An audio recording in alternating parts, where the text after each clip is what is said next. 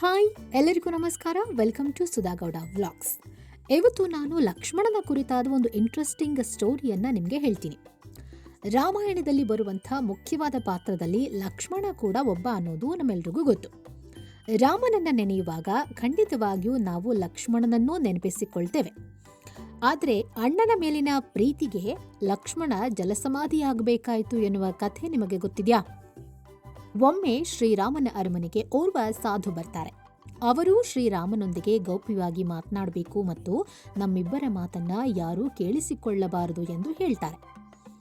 ಅದಕ್ಕೆ ಆಯಿತು ಎಂದು ಶ್ರೀರಾಮ ಸಾಧುವನ್ನ ಕರೆದುಕೊಂಡು ಒಂದು ಕೋಣೆಯೊಳಗೆ ಹೋಗ್ತಾನೆ. ಈ ಸಂದರ್ಭದಲ್ಲಿ ಲಕ್ಷ್ಮಣನನ್ನ ಕರೆದು, ನೀನು ಈ ಕೋಣೆಯ ಬಾಗಿಲನ್ನ ಕಾಯಬೇಕು, ಒಳಗೆ ಯಾರನ್ನೂ ಬರಲು ಬಿಡಬಾರದು ಎಂದು ಆಜ್ಞೆ ನೀಡುತ್ತಾನೆ. ಇನ್ನು ಸಾಧುವಿನ ರೂಪದಲ್ಲಿ ಬಂದಿದ್ದು ಮತ್ಯಾರೂ ಅಲ್ಲ, ಯಮದೇವ. ಶ್ರೀರಾಮನ ಭೂವಾಸ ಮುಗಿಯಿತು, ಇನ್ನೂ ಜಲಸಮಾಧಿ ತೆಗೆದುಕೊಳ್ಳಬೇಕು ಎಂದು ಹೇಳಲು ಯಮರಾಜ ರಾಮನ ಅರಮನೆಗೆ ಬಂದಿದ್ದ. ಅಣ್ಣನ ಕೋಣೆಯನ್ನ ಕಾಯುತ್ತಾ ನಿಂತ ಸಂದರ್ಭದಲ್ಲಿ ದುರ್ವಾಸ ಮುನಿ ರಾಮನನ್ನ ಭೇಟಿಯಾಗಬೇಕು ಅಂತ ಬಯಸ್ತಾರೆ. ಆದರೆ ಅಣ್ಣನನ್ನ ಭೇಟಿಯಾಗೋಕೆ ಸಾಧ್ಯವಿಲ್ಲ ಅಂತ ಲಕ್ಷ್ಮಣ ಹೇಳ್ತಾನೆ.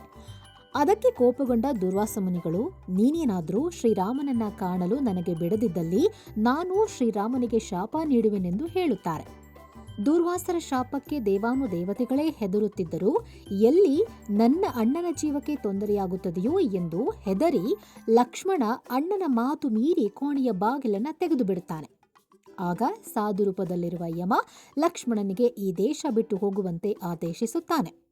ಬಳಿಕ ಲಕ್ಷ್ಮಣ ಸರಿಯೂ ನದಿಯಲ್ಲಿ ಜಲಸಮಾಧಿಯಾಗ್ತಾನೆ. ತದನಂತರ ಲಕ್ಷ್ಮಣ ಶೇಷನಾಗನಾಗಿ ಜನ್ಮವನ್ನ ಪಡೆದುಕೊಳ್ಳುತ್ತಾನೆ ಅನ್ನೋದು ಕಥೆ. ಈ ಕಥೆ ನಿಮ್ಮೆಲ್ರಿಗೂ ಇಷ್ಟ ಆಗಿದ್ರೆ ಲೈಕ್ ಮಾಡಿ, ಶೇರ್ ಮಾಡಿ, ನಿಮ್ಮ ಅಭಿಪ್ರಾಯಗಳನ್ನು ಕಾಮೆಂಟ್ನಲ್ಲಿ ತಿಳಿಸಿ. Thank you.